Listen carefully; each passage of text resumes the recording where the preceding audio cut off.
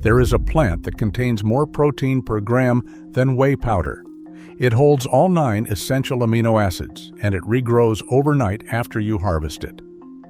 A single shallow container produces unlimited protein with nothing but water and sunlight, yet you have never seen it on a shelf. The supplement industry spends $25 billion a year making sure you never do.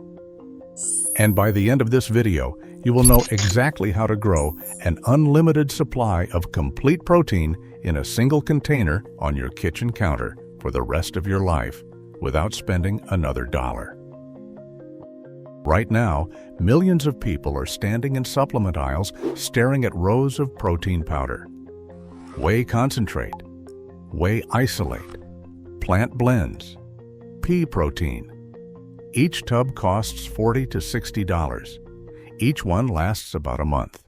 That is $500 to $700 a year on processed powder shipped from factories, flavored with artificial sweeteners, and marketed with pictures of bodybuilders who do not use it. Now imagine a living organism that produces 45% protein by dry weight. Not through industrial extraction, not through chemical processing, not through anything except sunlight touching water. 45%. Soy protein, the gold standard of plant proteins, reaches about 36%. Lentils hit 25%.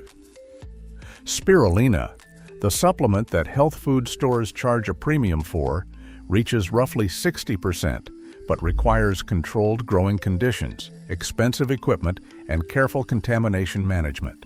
This plant needs a bucket. But protein percentage alone does not tell the full story. The reason whey dominates the market is its amino acid profile.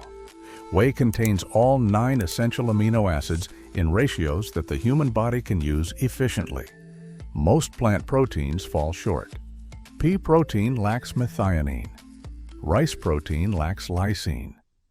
Consumers are taught that complete protein means animal protein, and the supplement industry reinforces this message every single day. This plant contains all 9 essential amino acids: leucine, isoleucine, valine, histidine, lysine, methionine, phenylalanine, threonine, tryptophan. Every single one. In ratios that approach the profile of a whole egg, not after extraction, not after blending with complementary proteins. Straight from the water surface, raw and unprocessed, this organism delivers what the industry tells you requires a factory. And then there is a remarkable finding from recent clinical trials. Certain commercial strains of mankai duckweed contain bioactive vitamin B12. While plants historically lack endogenous B12, research from Ben-Gurion University of the Negev demonstrates that Wolfia globosa harbors epiphytic symbiotic bacteria on its surface, including Pseudomonas species that synthesize true bioavailable B12. Do not harvest wild duckweed from neighborhood ponds or stagnant ditches for B12 or protein. Wild duckweed hyperaccumulates toxic heavy metals, including lead, cadmium, and arsenic, along with runoff pesticides and pathogenic bacteria, including E. coli and salmonella. Furthermore, homegrown duckweed in tap water lacks the necessary symbiotic bacterial strains to produce bioavailable B12. Vegans and vegetarians must continue relying on verified B12 supplements or fortified foods unless using laboratory-certified B12-producing strains. The implications of that single fact are enormous, and the silence around it is deafening. The iron content exceeds spinach by a factor of 3. The zinc content rivals red meat per calorie. Polyphenols and antioxidants fill the nutritional profile alongside the protein and micronutrients. This is not a supplement. This is a complete food that produces itself, and it produces itself fast. Under basic growing conditions, this plant doubles its entire biomass every 2 to 3 days. Not every 2 to 3 weeks. Days. You harvest half the container on Monday. By Thursday, it has grown back. By the following Monday, you harvest again. There is no growing season. There is no waiting for fruit to ripen or grain to mature. The cycle is continuous, relentless, and free. 500 million people in Southeast Asia already know exactly what this plant is. They have been eating it for centuries, and they have a name for it that translates to something you would never expect. In Thailand, walk through any morning market in the countryside. Between the baskets of lemongrass and the trays of fresh chilies, you will find small bags of something green scooped from local ponds that morning. The vendors call it kai nam. In Thai, that translates directly to water eggs, not water plant, not pond weed, eggs. That is how Thai communities have categorized this food for generations, as a protein source equivalent to eggs. They fold it into omelets, they stir it into soups, they eat it fresh with sticky rice. This is not a health trend. This is what dinner looks like in villages along the Mekong River, and it has looked like this for longer than anyone can remember. The plant is mankai. Its scientific classification is Wolfia globosa. It belongs to the duckweed family, and it is the smallest flowering plant on Earth. A single organism is the size of a pinhead. You could fit a dozen of them on your thumbnail. But do not let the size deceive you. What this plant lacks in individual scale, it compensates for in collective output. A thin green film on a water surface is not decoration. It is a protein factory operating at a speed that no land crop can match. In Laos, families have harvested wolfia from rice paddies for generations. The plant grows naturally in the still water between rice rows. After the rice harvest, the wolfia remains. It fills the nutritional gaps during lean months. It provides protein when meat is scarce and money is tight. In Myanmar, communities along river systems collect it daily, calling it water egg, just as the Thai do. In Vietnam, it appears in rural cooking traditions that predate any formal agricultural record. The pattern stretches across an entire region. Hundreds of millions of people eating the same organism under different names in different languages. Kai Nam, Phum, watermeal. Each culture arrived at the same conclusion independently. This tiny plant floating on still water is food. Real food. Protein food. But here is where the story breaks. Walk into any grocery store in the United States. Any health food shop, any supplement retailer. Ask for mankai. Ask for wolfia. Ask for water lentils. You will receive a blank stare. The staff will not know the word. The inventory system will not recognize it. The shelves that stretch for 30 feet with protein powders and amino acid capsules and B12 tablets will not contain a single product made from the most protein-dense aquatic plant on the planet. This gap requires explanation, and the explanation is not difficult to find once you follow the money. The global protein supplement industry generates more than $25 billion every year. Whey protein alone accounts for nearly $10 billion of that. The production chain starts with dairy farming. Milk is collected, transported to processing facilities, and separated into components. The whey fraction is filtered, concentrated, spray-dried, flavored, packaged, warehoused, shipped to distributors, placed on retail shelves, and sold to you at a 4,000% markup from raw material cost. Every step in that chain employs people. Every step generates revenue. Every step depends on the next purchase. Mankai breaks every link in that chain. It requires no dairy farm, no processing facility, no filtration equipment, no spray dryer, no flavoring, no packaging line, no warehouse, no distributor, no retail shelf.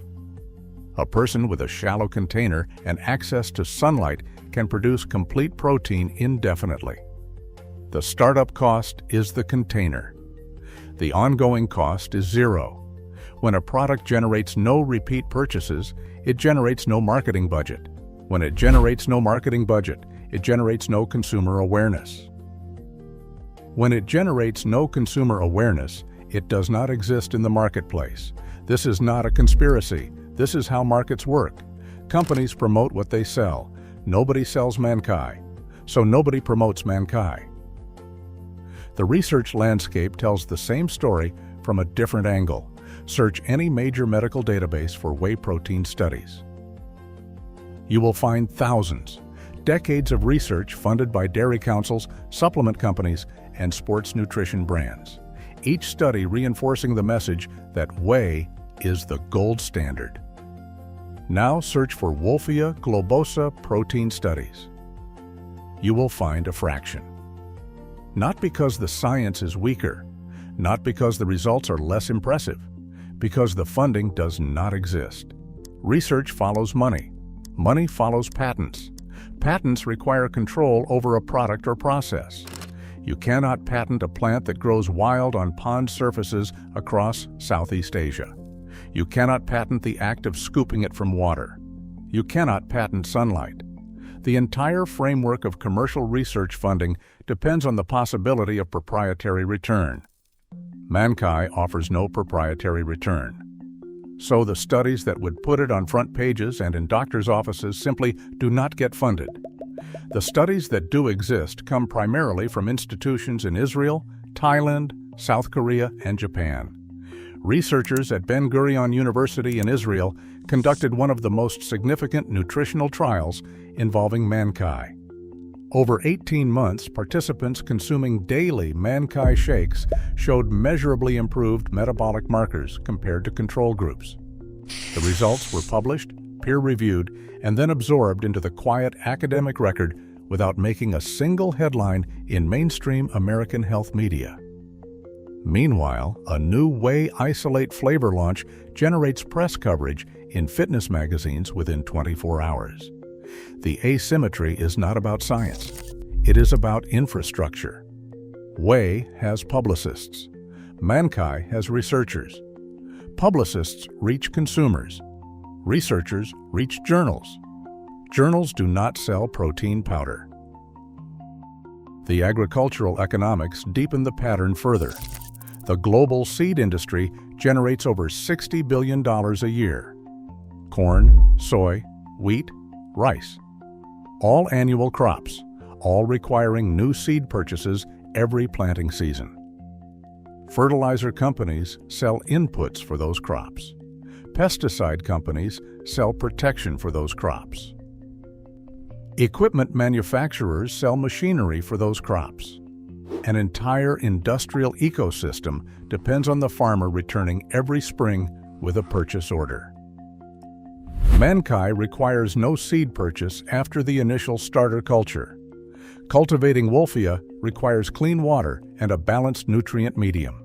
It requires no tractor, no combine, no irrigation system.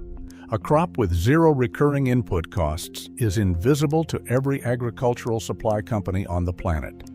Not because they oppose it, because they cannot see it. It exists outside their revenue model entirely. This is the same pattern that buried perilla for decades, the same pattern that removed clover from American lawns, the same pattern that keeps every self-sustaining food source on the margins while patentable, purchasable alternatives dominate the shelves. The system does not suppress these plants on purpose. The system simply cannot see what it cannot sell. But the plant does not understand economics. It does not read quarterly earnings reports. It does not care about shelf space or marketing campaigns or influencer partnerships. It understands water and light, and it is still growing. You can grow it yourself. Here is what you need. A shallow container, a plastic storage tub works, a wide baking tray works. Even a bucket works, though wider and shallower is better because the plant needs surface area for light exposure. Wolfia globosa cannot build protein out of thin air or plain tap water alone. It requires dissolved nitrogen, phosphorus, and potassium in the water to synthesize amino acids. Growers must add food-grade hydroponic nutrients. Additionally, never use unfiltered pond water or unsterilized outdoor rainwater, as aquatic cultures easily become contaminated with toxic cyanobacteria, mosquito larvae, and waterborne parasites. Obtain a starter culture of Wolfia globosa. Small quantities are available from aquatic plant suppliers. A few tablespoons of living plants is enough to start a colony. Place the starter culture on the water surface. Set the container where it receives several hours of sunlight daily. A windowsill, a balcony, a patio table, a shelf under a basic grow light if you have no outdoor space. Then wait. Within days, the green film on the water surface begins to spread. The plants are dividing. Each tiny organism splits into two, and those two split into two more. The doubling continues. Within 2 weeks, the surface will be visibly covered. This is your first harvest. Skim the surface with a fine mesh strainer or a small kitchen sieve. Rinse the harvested plants briefly under water. They are ready to eat. The taste is mild, slightly nutty, with a hint of watercress. Blend them into smoothies. Fold them into omelets the way Thai families have done for generations. Stir them into soups. Sprinkle them fresh over salads. Or spread the harvest on a flat surface. Let it dry in the sun or a low-temperature oven and grind it into a fine green powder. Homemade protein powder. Complete amino acids. Bioavailable B12. Iron exceeding spinach. From your kitchen counter. The harvest does not destroy the colony. You are skimming the surface growth. The organisms below continue dividing. Within days, the surface recovers. You harvest again.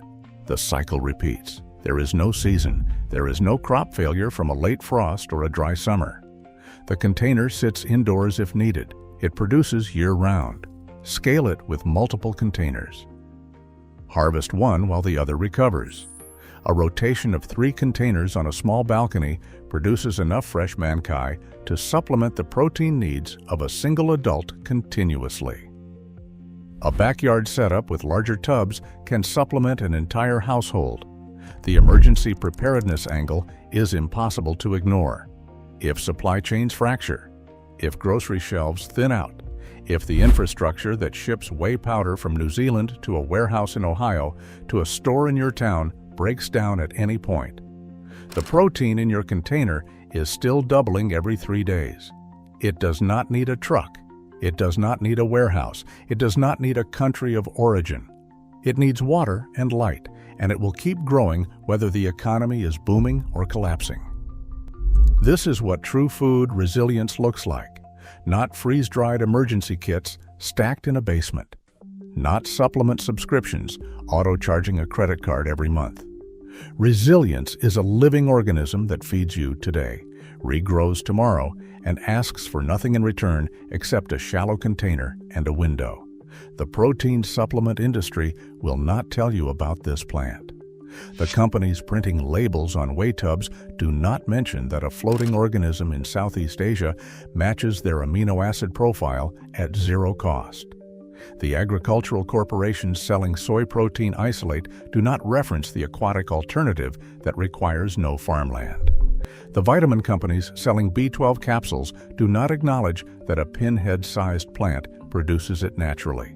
The information threatens too many revenue streams, too many supply chains, too many quarterly reports. But mankai does not care about revenue streams.